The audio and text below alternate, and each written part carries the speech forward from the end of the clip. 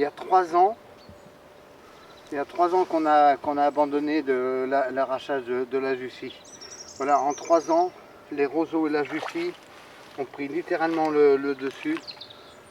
Où je piétine, là, il y avait à peu près 70 à 80 cm d'eau.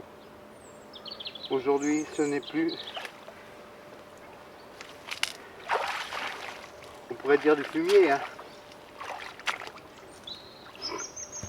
Donc c'est aujourd'hui une frayère qui est morte.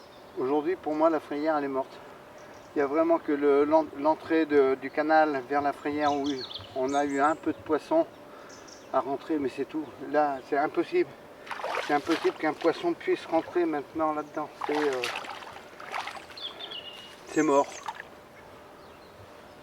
C'est mort. Donc là, on a entrepris de la restaurer,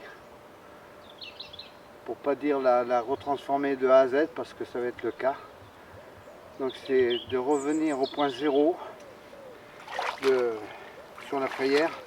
Quand je dis point zéro, c'est toute la terre qu'on a ramenée. On va faire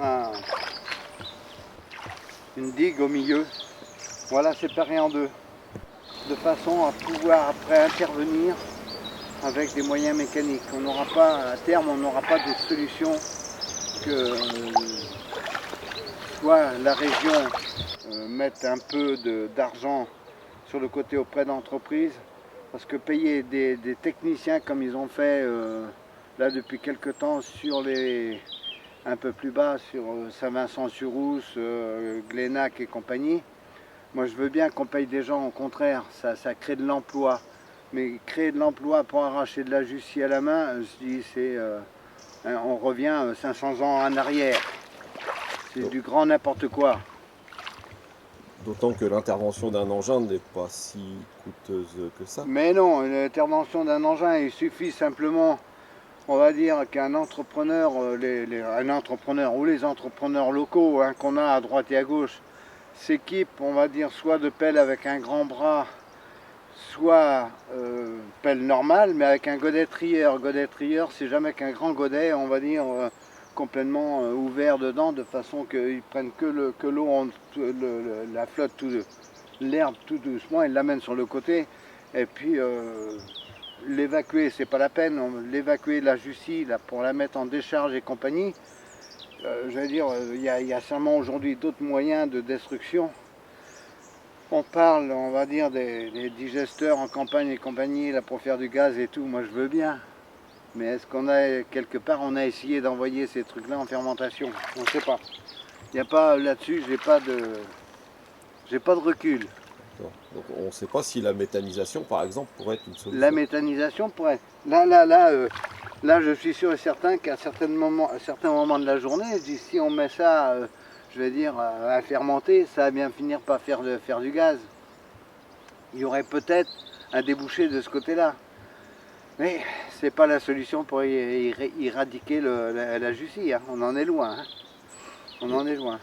Et d'après ce que je crois comprendre, en plus, ce problème n'a pas l'air d'intéresser grand monde, à part les pêcheurs.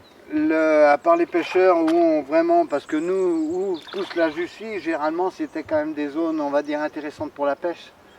Qu'il s'agisse du blanc, enfin, peu importe les espèces.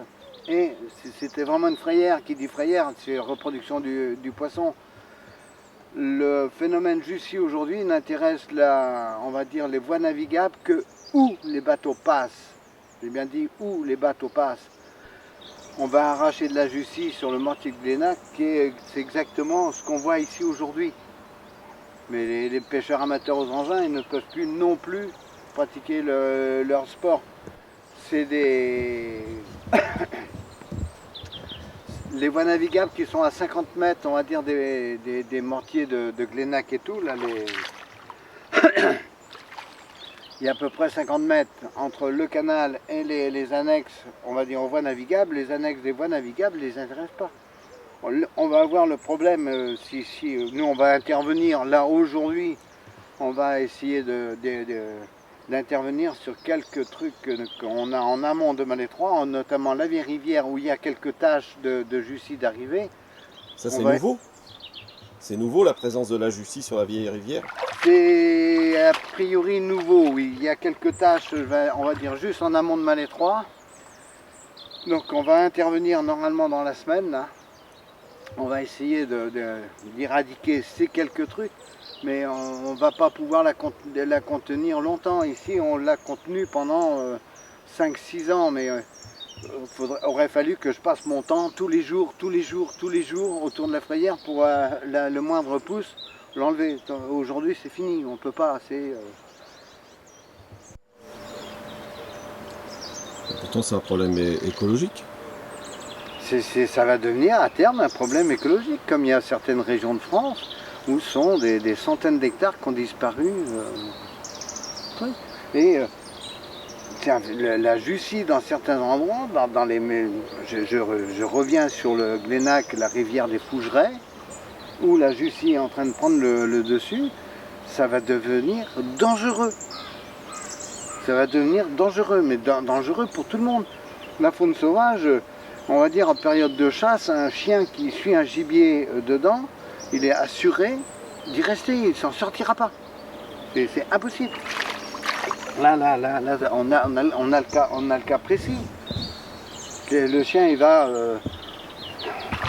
et si son maître, après, va le chercher, malheureusement, le maître, il peut rester avec le chien parce que sur la rivière des Fougerets, la Jussie qu'on voit en fleurs dessus, les racines sont à 3,50 m en dessous, hein, parce que c'est 3,50 m de profondeur qu'il y a. Que le poisson, lui, il vient principalement dans les herbiers qui sont... on va dire au bord, il ne va pas être au milieu, il va venir frayer sur le bord.